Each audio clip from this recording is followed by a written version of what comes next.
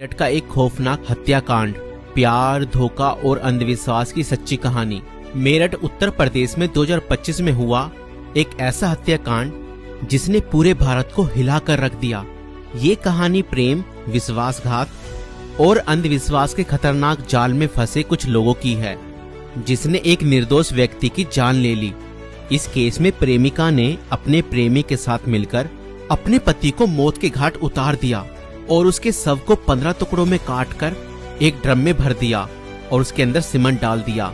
मगर चलिए इस कहानी को शुरुआत से देखते हैं। 2016 में मेरठ निवासी सौरभ राजपूत की मुलाकात मुस्कान रस्तोगी से हुई। दोनों के बीच प्रेम हुआ और कुछ सालों बाद उन्होंने शादी कर ली। लेकिन यह शादी सौरभ के परिवार को पसंद नहीं आई, क्योंकि मुस्कान एक अलग जाति से थी। इसके बावजूद दोनों ने अपने रिश्ते को मजबूत बनाए रखा। सौरभ मर्चेंट नेवी में जॉब करते थे और लंदन में पोस्टेड थे। शादी के कुछ समय बाद सौरभ लंदन चले गए, जबकि मुस्कान अपनी बेटी के साथ मेरठ में रहने लगी। इस दौरान उनकी जिंदगी में एक तीसरा व्यक्ति साहिल शुक्ला आया, जो मुस्कान को पहले से ही जानता था। सौरभ के लंदन में रहने के कारण मुस्कान की नजदीकियां साहिल से बढ़ने लगी।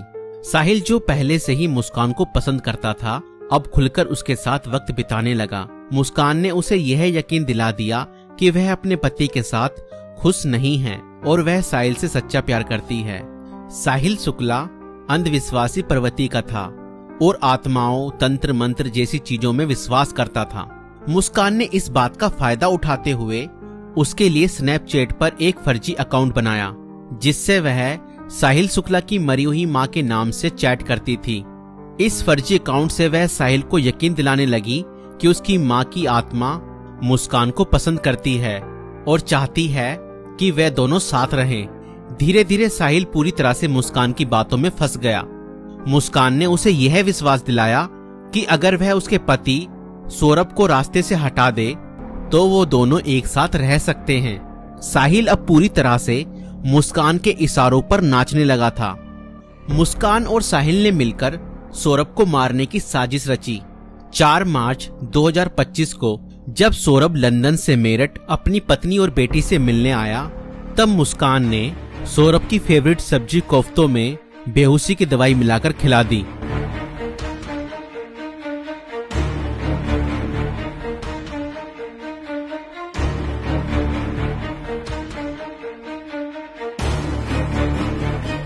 और जब सौरभ बेहोशी की हालत में बिस्तर पर पड़ा था, तब मुस्कान ने अपने दोस्त साहिल को बुला लिया और रसोई में जाकर वो बड़ा और धारदार चाकू ले आई, जो मुस्कान और साहिल ने पहले से ही प्लानिंग करके खरीदे हुए थे। और करीब 20 मिनट तक साहिल ने मुस्कान को बताया कि कैसे उसे अपने पति का वध करना है।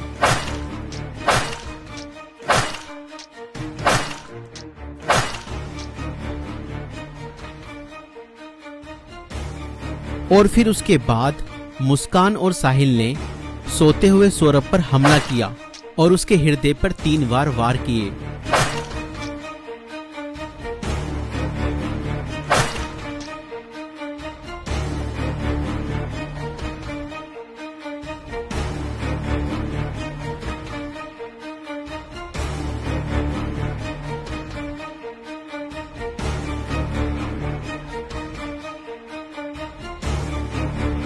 और घर में पड़े कूलर को भी ऑन कर दिया ताकि उसकी आवाज किसी को भी ना सुनाई दे। जब उन्होंने सौरभ को खत्म कर दिया, उसके बाद वह उसकी बॉडी को बाथरूम में ले गए।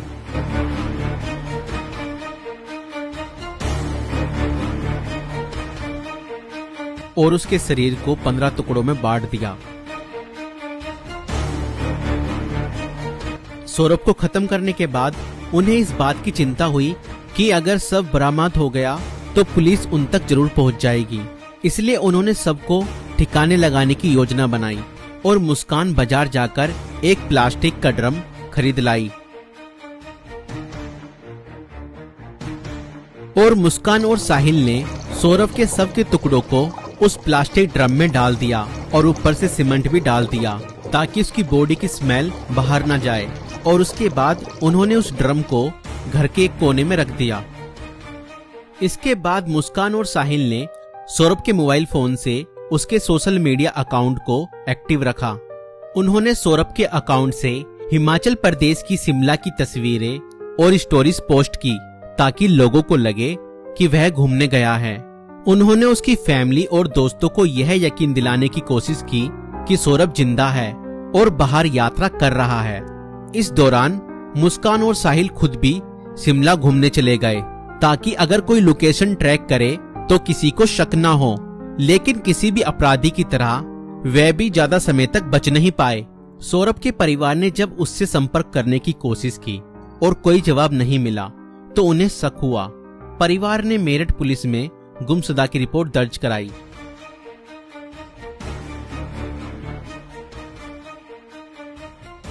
और इसी बीच मुस्कान ने अपने माता पिता को बताया कि शायद सौरभ का मर्डर हुआ है और उसके घर वालों ने ही उसका मर्डर किया है। मगर मुस्कान के पिता ने कहा, नहीं बेटा, किसी के भी घर वाले कितना ही नाराज हो जाएं तो भी ऐसा कदम अपने बेटे के लिए नहीं उठा सकते। बेटा मुझे सच सच बताओ, सौरभ कहाँ है? मुझे सच्चाई बताओ, मैं किसी से कुछ नहीं कहूंगा। और तब मुस्कान ने अपने पिता को बताया कि उसने और साहिल ने मिलकर सौरभ को खत्म कर दिया है। और इतना सुनते ही मुस्कान के पिता ने पुलिस को सारी खबर बता दी।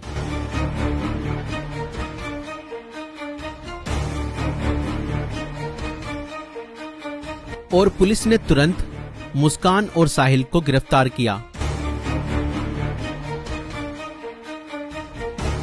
और उस प्लास्टिक ड्रम को भी बरामद किया जिसमें सौरभ के शव के टुकड़े थे।